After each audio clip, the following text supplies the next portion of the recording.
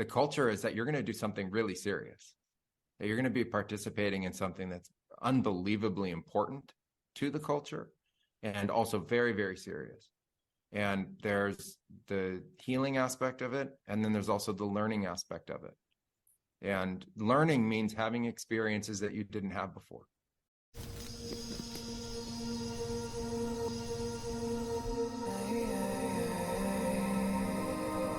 Everybody who reaches that state where they feel connected to everything feels like that's the truth. Yeah. That's the true way that we are. That's what this really is. And all this other stuff is creation that we've concocted amongst ourselves in lower states of consciousness and ideas of separation. And that it doesn't, feel good to the body anymore, and it doesn't feel good to spirit. It doesn't feel good to soul. And, some people feel a tremendous nostalgia when they start to leave those states and come back into the physical states. So I think that's what was happening with you, that you were, moved to this place where you're so at oneness and so at home with being in that really expanded state, and understanding time in that way as well, which I think is a phenomenon we all share, which is that what seems like thousands and thousands of years are seconds, and what seems like a lifetime can be literally, a snap of the finger. And the seriousness that we give to it is serious to us while we're living it, but to the great idea of the consciousness of the cosmos, it's a very finite expression and something that Source is doing and learning from and experiencing, and it does it over and over again in different ways. And we as individuals are soul as part of that journey, and those concepts become very real and have a lot of richness and texture and meaning after having these kinds of ayahuasca ceremonies. And so I think coming back to the body, feeling nausea as you start to, kind of re-enter body, or as you kind of come back into self, I think that's actually, just indicative of how expansive that experience was for you and how at home you felt. But what I found is that really the experience at the time, it's just like a moment where it's reminding me of what home is. And that's really what came out of that one for me. It was like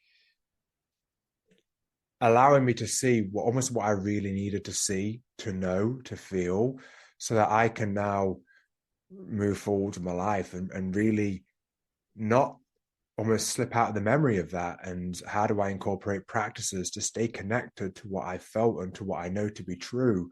Yeah, the reality that sits behind these experiences is that you can't put them into words.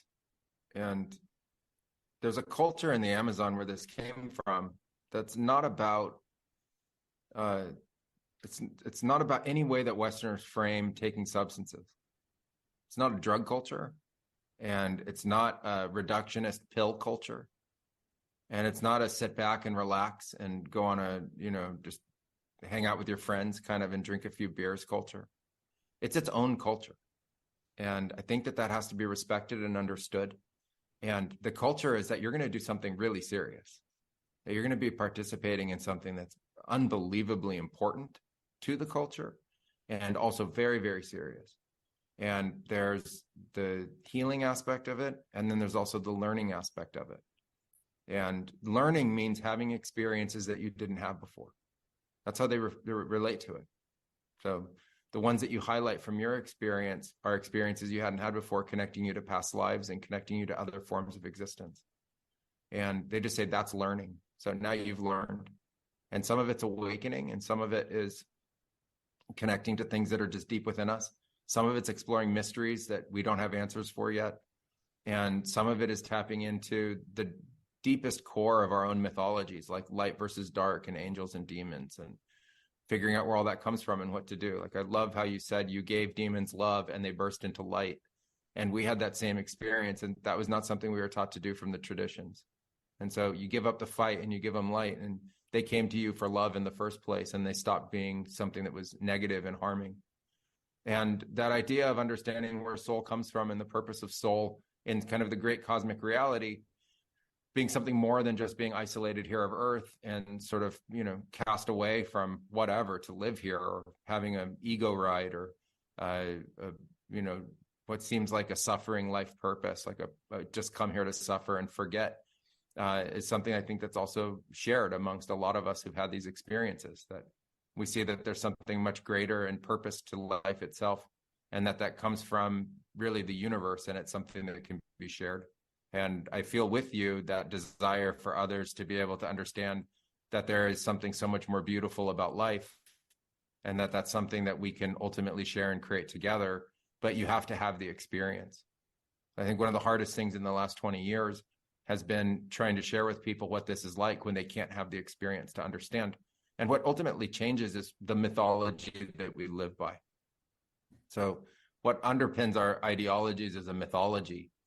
And that mythology, creates what we understand of life itself. So when you go and you have the visions and you see where all the souls are and how they come to earth and how time is different, now our understanding of time changes and our understanding of soul changes. And that's a mythology within us. And that update for us then changes the way we understand life. It changes what life is about and why, and what we're all doing together, and how we can reverse suffering or how we can transcend it. And I think that's a gift to humanity that you can share and that others are sharing. And I think it's time of a great awakening so that we can move from this fixation in our mythologies of darkness, which look really apocalyptic at this time. And lots of people are in a tremendous state of suffering without knowing how to transcend it or how to leave it. And I think that part of the great awakening that people talk about is a sharing of ideas and understandings that there's something more, that fundamentally there's something more in the world, there's something more to life, there's something more to soul, and there's something more than our own individual suffering, and that we can move beyond it, we can move beyond trauma.